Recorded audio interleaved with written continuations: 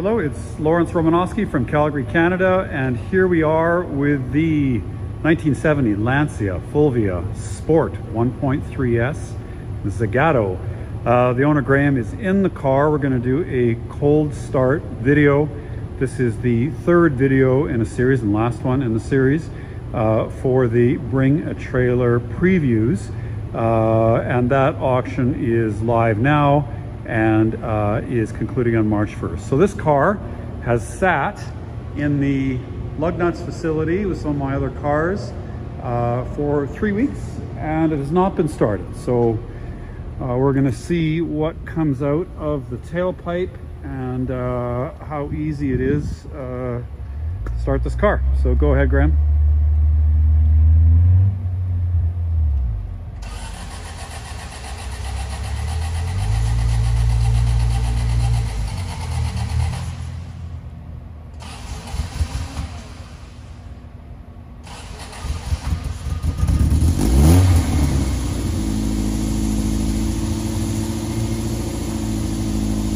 So that's on full choke. Yeah. And nothing bad is coming out of the exhaust, which is good.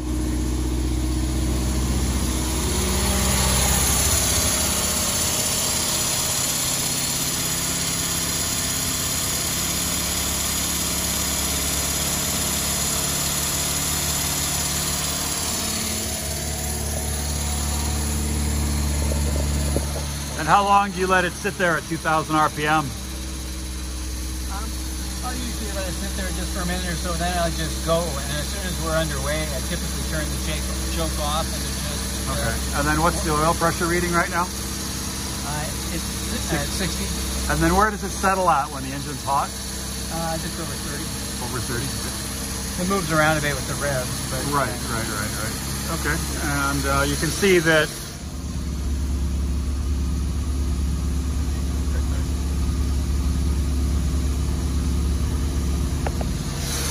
okay, so once you get it warmed up, are you going to let me drive it? Sure. Okay, I'm looking forward to this.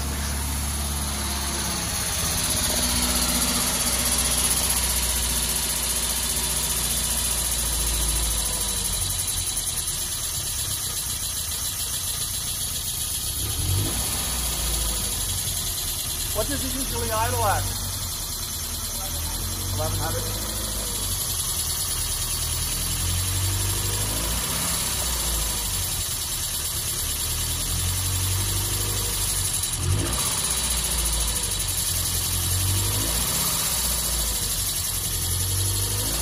So you hear a fair amount of intake noise. There's no undue tappet noise and certainly no knocks or any other funny noises from the engine. Okay, and then now the choke's off.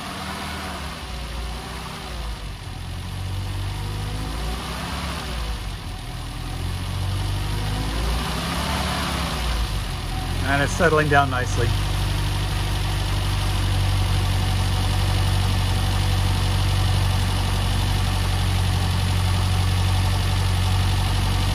And the battery wasn't dead.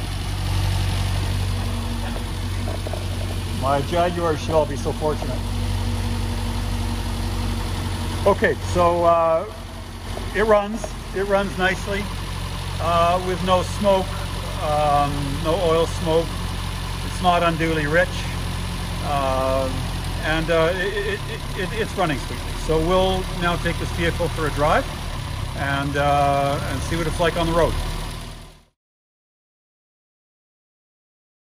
Okay, so we're here in the Lancia Fulvia 1.3S Sport Zagato with the owner Graham, and we're going to do a road test on the car and just go through some of the controls. So we've got this thing nicely warmed up. It's idling at about 1100 RPM. We're showing 10 or 15 PSI of oil pressure. The temperature gauge is stuck at 70 degrees Celsius. It's not overheating. We have half a tank of fuel.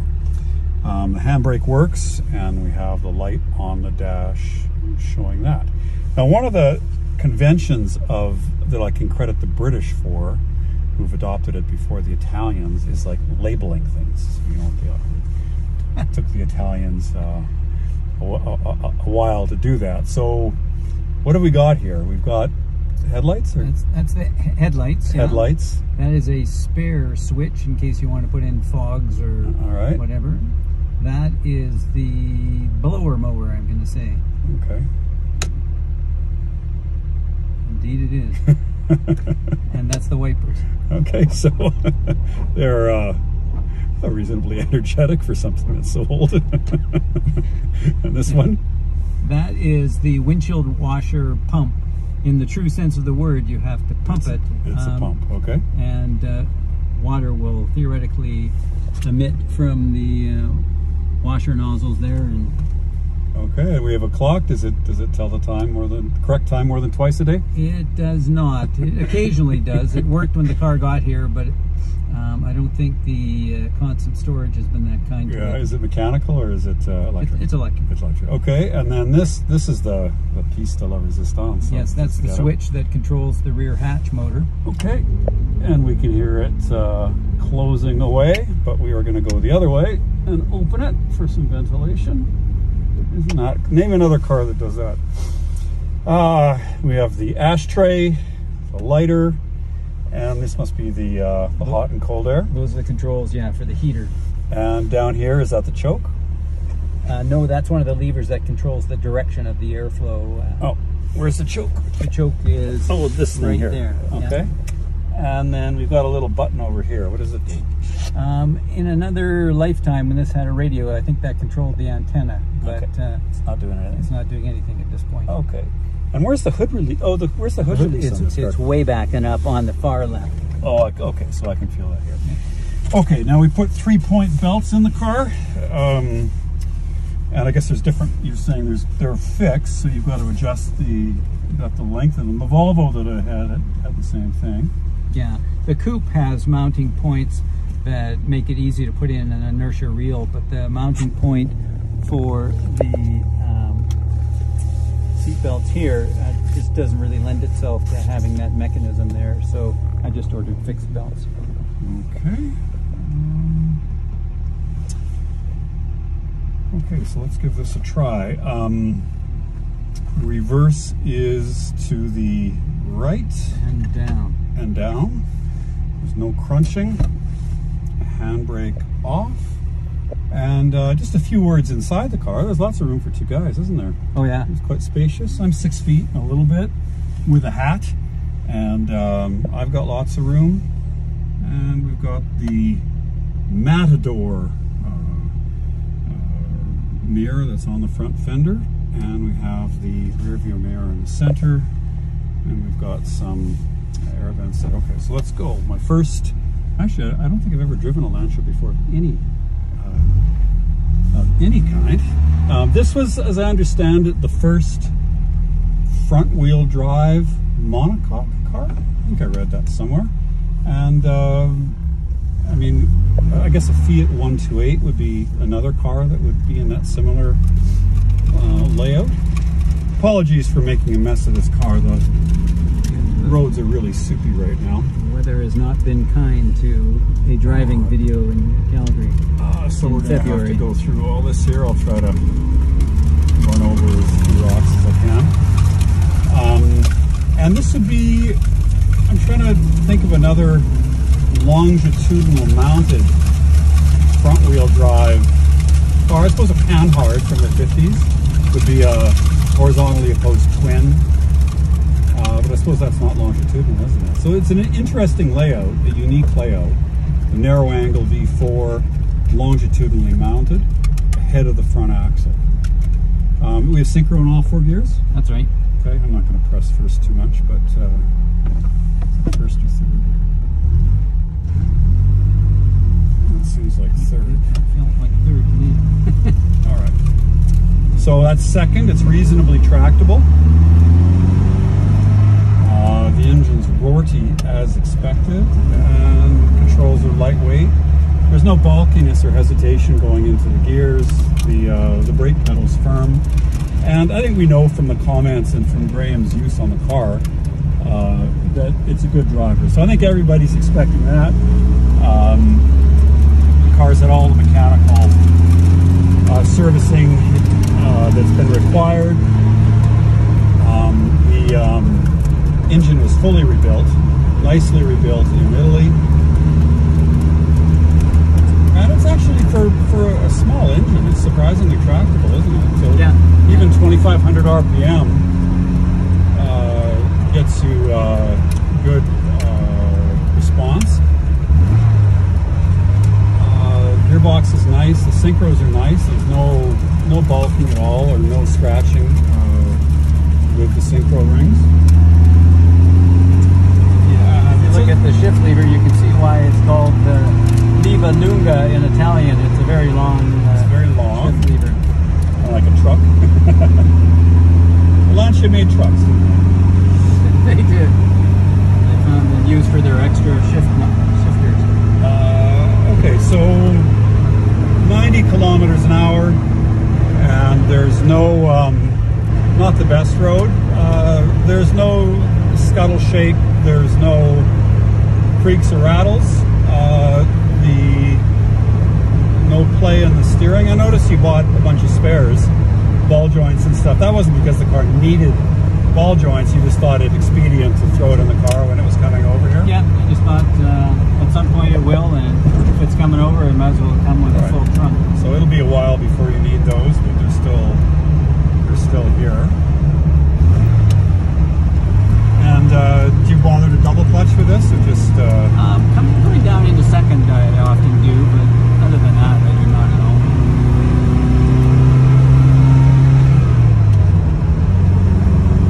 Well, it feels like you want to race it, doesn't it? I mean, the small displacement engines, the whole thing about driving a slow car fast being a little bit more fun than a fast car slow. Yeah. And you certainly shouldn't hesitate to rev it, because it's just a smooth jewel of an engine. So. Yeah, the Italians do that better than anybody else, don't they?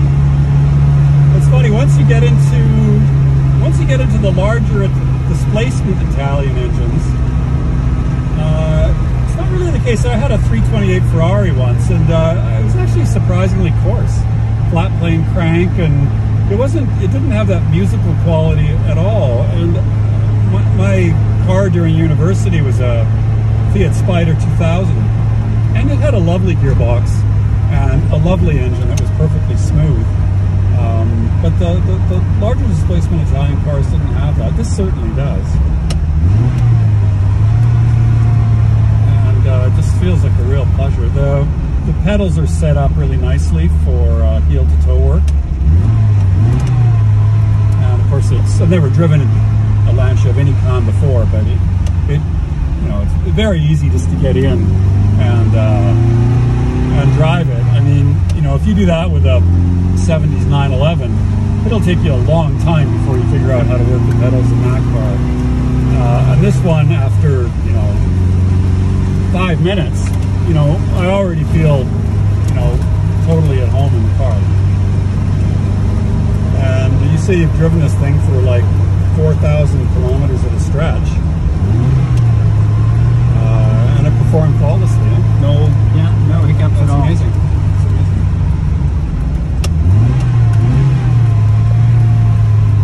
You get a bit more outside noise when you have the rear hatch open, but the improvement in airflow is remarkable when you do. You can have the windows open and drive at any speed, and there's no buffeting. It's just it's all exiting out the back and not creating any issues. Sorry.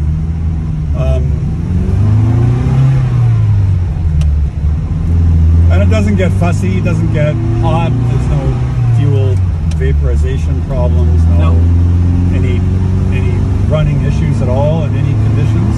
No, it starts when it's hot, you put it, stop for lunch or something, it starts right up. There's no problems at all like that. Suspension doesn't bottom, it doesn't...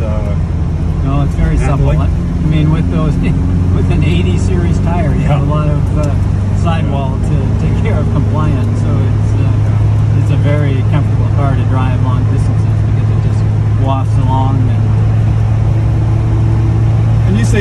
at 5,500 RPM. It's redlined at 6. Yeah. You say you've had it at 5,500 RPM for a couple hours at a stretch. Just when I was trying to catch a ferry over to the island. And yeah, I've done that. Yeah, it's kind of intense. And right now we're revving just over 3,000 RPM. We're at about just under 100 kilometers an hour, and we're at 50 psi oil pressure, and the temperature's not moving at just under 70 degrees Celsius.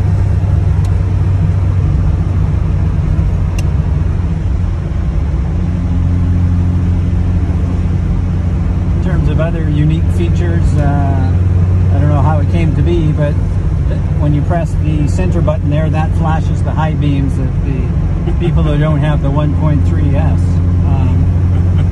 Get out of your way.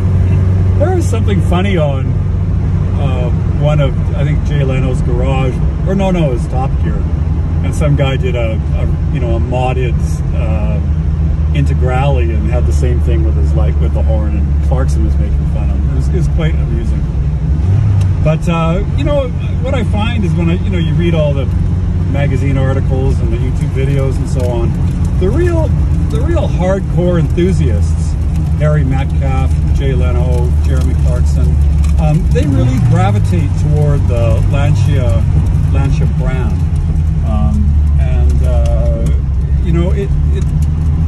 it's I'll get stopped by the police. Is this distracted driving?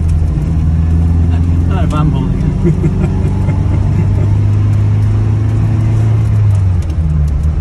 I get pulled over when I'm on the phone in Alberta. I try not to. So anyway, it's a brand and a mark that really appeals to guys with a real deep fascination and interest, especially in automotive technology. Lancia's been so prevalent when it comes to new technologies. The Lambda of 1922 was a lot lower than other cars because it had the first monocoque construction. It also had the first V4 engine, and going into the 50s, we had the first 5-speed transmission in a car, which was from Lancia, and also the first rear-mounted transaxle in the Aurelia, the first V6 engine, and it just goes on and on and on. And it's one of the few automotive companies that was really purely engineering driven, and that's what I think really resonates with many of the enthusiasts today, and it also explains, partially at least, the demise of the company, because I think they just did crazy stuff, like with this narrow angle engine. I mean, how many different angles did they have? Like, I mean, they one year they'd have a 12-degree angle, and the next year, let's change it to 14, then it was an 18 to 17. And then they had two small 4-cylinder engines. One was a V4, and then the other one was a horizontally opposed 4. So they ran the two engines concurrently, and then they were changing those engines. So every time you change the V angle, obviously of an internal combustion engine, well, you have to totally redo the crankshaft and the damp and the sort out the primary and secondary vibrations of the crank, and do a whole bunch of expensive development work before you can do that. And Lancia just seemed to have no qualms. If they thought they could make the car slightly better by a major engineering change, they had no qualms about doing that. Other manufacturers ran the same technology for, like, look at the British. The engine worked in 1958 Silver Cloud. Well, it still worked in a 1995 Brooklyn. Maybe you should go seeking some higher revs here, Lawrence. Oh, I don't want to. Like, at around 4, it tells me, my body wants to shift it, and there we go. Awesome. Yeah, it's just perfectly smooth. And V4 isn't an engine configuration that lends itself to smooth running. Flat 6s, inline 6s, 12s do, but a V4 is a problematic engine to get to run smoothly. I know when Porsche put that engine in their current 919 Le Mans car, it's flashing at us because there's police up there. Yeah. Are you trying to get me in trouble? You know, the car just about shook itself apart. It took them a whole year to get rid of those vibrations in that engine. So I'm not sure how Lancia did it in 1922. Probably didn't rev to 12,000 RPM. I guess so. What's the speed limit here? 50, I think. 50? We don't want to be the first bring a trailer preview video to get pulled over. Marched off and handcuffed.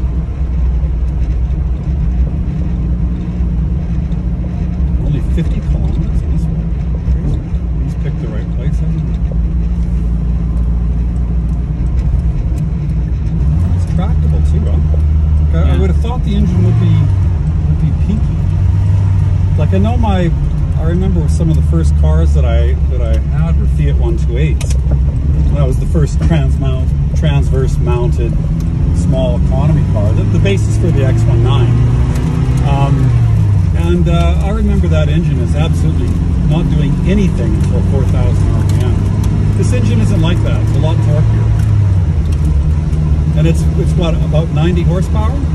Yeah, 90, 92, I can't remember which. But I think I read 92. So that's 92 horsepower from a 1.3 liter engine. So that's got to be 70 horsepower per liter, something like that. And that was a big output for 1970. I mean, you know, even 50 horsepower per liter was a lot. I'm just trying to think of, you know, what else was around in like a 911T, a 1970 Porsche 911T on carbs. It was 125 horsepower, and that was a 2-liter engine, I believe. So 62.5 horsepower, so more specific output than a Porsche 911T. So maybe between that, the 911T and the 911S in terms of specific output, and that was probably the highest output car around, a 911S. And the British stuff, I mean, like an MGB, for instance, would have like a 1.8 liter engine and maybe 90 horsepower, so well below 50. So getting around 70 horsepower per liter in 1970 was a highly tuned engine. It's still tractable and behaves itself.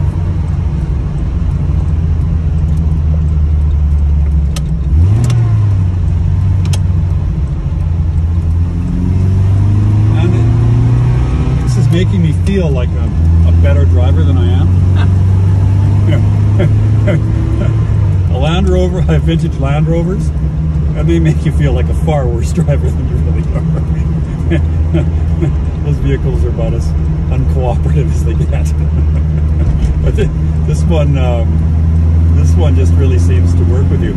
Apologies for not going on a twisty road. If the weather was better, we'd be out there in the mountains somewhere, but it would just be too hard on the car to get there. And we're in kind of an industrial area of Calgary right now.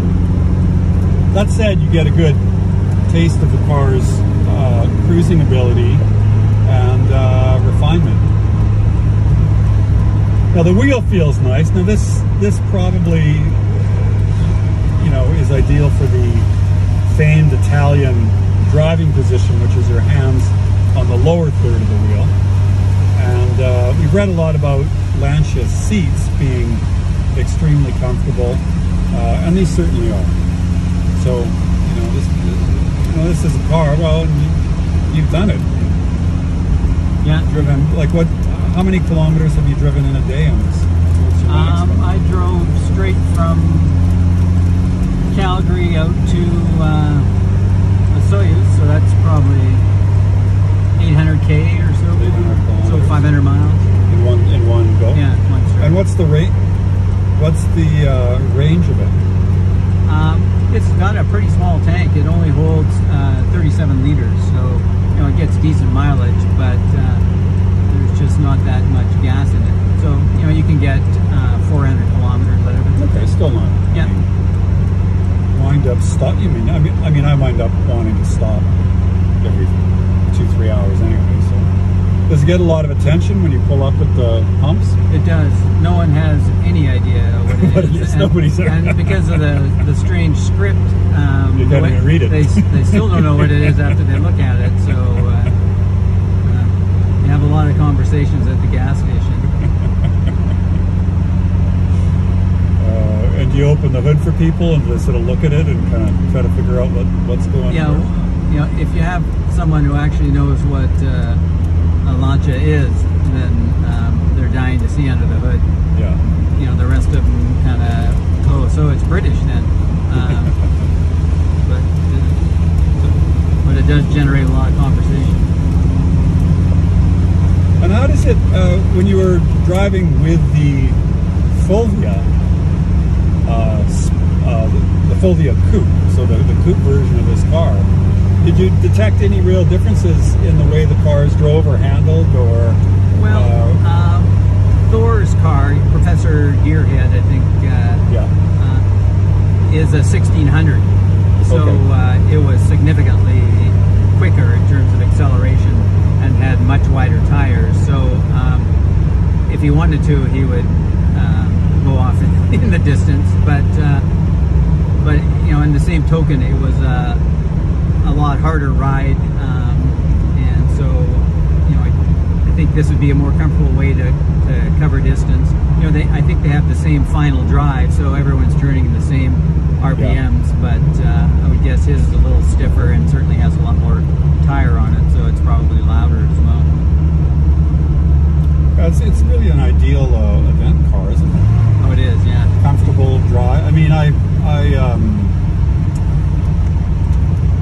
went to the Mille Miglia in Italy quite a long time ago, and it was just a glorious, you know, glorious event. But it rained the entire time, and most of those cars were open, and none of the owners looked particularly happy.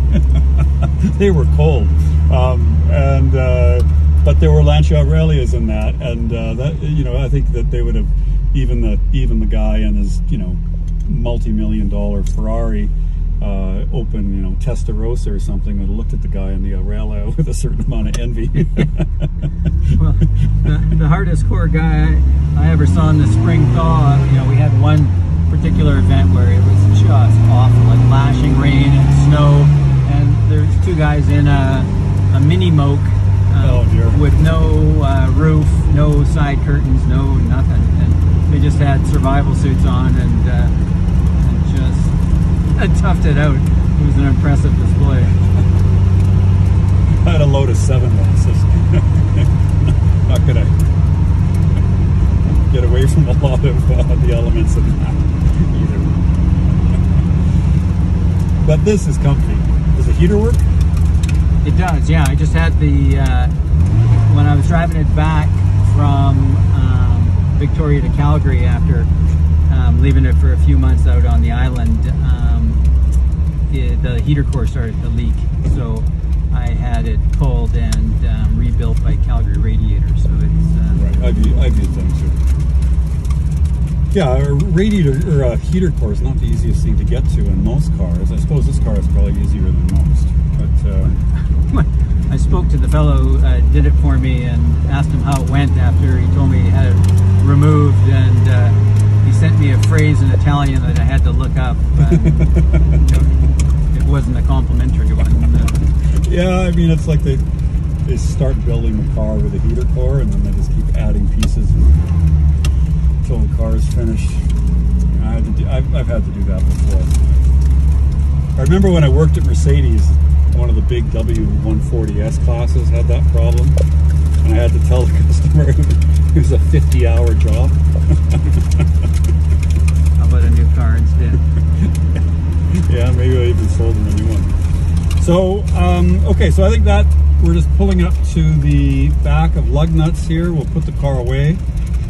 I'll wash it for the next owner. Anyway, I hope that was reasonably informative for any would-be bidders on Bring a Trailer, and also people who are just interested in Lancia as well. Certainly the car drives perfectly, and that's what we have understood from Graham and some of the other commentators on the BAT for the BAT comments, and I think that that's verified by the drive that I just took. I'm very happy to have driven a Lancia of any sort, and that's a good start. I've always liked these cars. I've always liked Lancias. I would I don't know, there's basically all the sort of Italian magic of a Ferrari and a Maserati, but they're just a little bit off the radar and a bit more unique and just kind of a little bit cooler. You know, anybody with money can have a Ferrari, but Lancia people are just kind of cool. That's right. Ask any of them. Yeah, ask any of them. Yeah. Let's just do a little video showing the engine happily running when it is